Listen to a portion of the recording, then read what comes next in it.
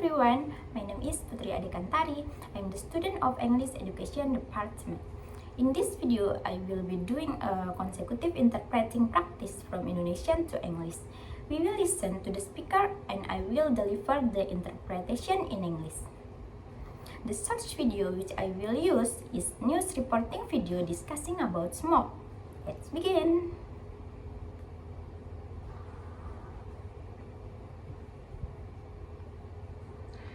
Bagi warga Palembang, kabut asap paling pekat terjadi di pagi hari dan sore hari. Sementara saat siang hari, kabut asap cenderung tak terlalu dirasakan dampaknya.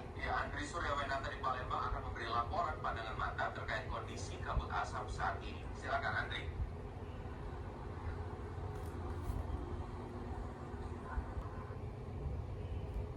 For Palembang residents, the haze is thickest in the morning and evening, while the impact tends to be less noticeable during the day.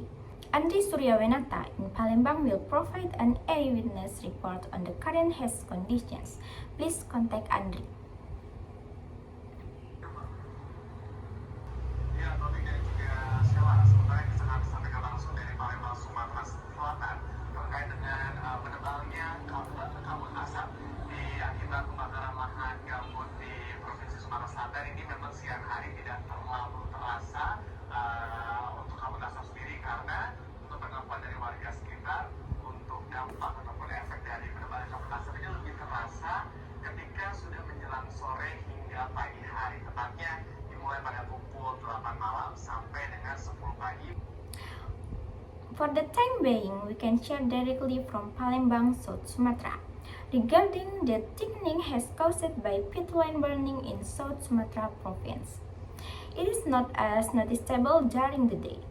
As for the haze itself, according to local residents, the impact of the thickening haze is most noticeable in the late afternoon and early morning, especially from 8 p.m. until 10 a.m.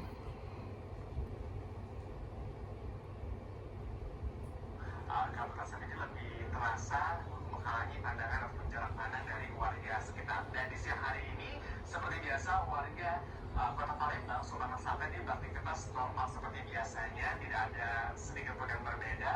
Namun dari Pemprov Sumatera Selatan selalu menyarankan ataupun menghimbau untuk warga itu selalu menggunakan masker untuk mengantisipasi kabut asap yang bisa mengganggu saluran pernapasan. Namun kebanyakan dari masyarakat sekitar ini tidak terlalu menghiraukannya. Bahkan masih banyak sekali dari warga sekitar yang tidak menggunakan masker karena merasa bahwa tidak terlalu terasa dampak dari kabut asap sendiri. Nah, the haze is more noticeable, obstructing visibility for local residents. During the day, residents of Palembang, South Sumatra are carrying on with their normal activities as usual. Nothing is out the ordinary. However, the Sumatran provincial government has consistently advised and urged residents to wear masks to prevent the haze from irritating their respiratory tract. However, most local residents ignore this.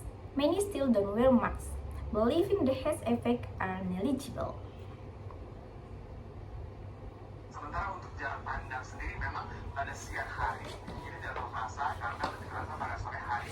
Ketika sore hari, jarak pandang pun sendiri untuk arus lalu lintas di darat ini tidak terlalu terkena dampak efeknya. Tapi untuk arus kendaraan di perairan ataupun sungai, seperti di Sungai Musi, ini lebih terasa dan hanya bisa ditempuh atau ditembus sejauh 500 meter saja dari pandangan mata.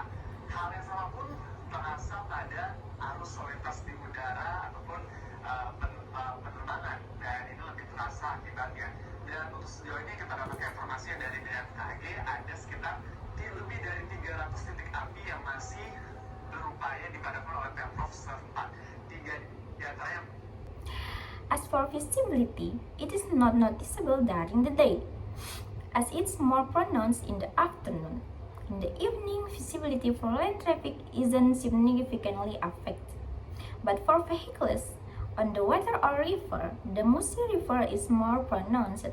with visibility limited to just 500 meters. The same thing is felt in the flow of air traffic or flights, and this is more noticeable, and so far we have information from BMKG that there are around more than 300 hotspots that are still being tried to be extinguished by the local provincial government.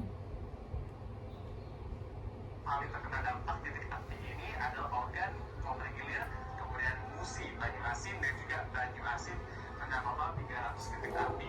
Nah, sementara dari Pemprov Sumatera Selatan sendiri juga telah berupaya untuk mengurangi titik api yang ada di Sumatera Selatan dengan menggunakan modifikasi cuaca ataupun water booming untuk mengurangi titik api yang berada di Sumatera Selatan. Demikian yang bisa kita sampaikan langsung dari Palembang, Sumatera Selatan, Taufik dan juga Sela.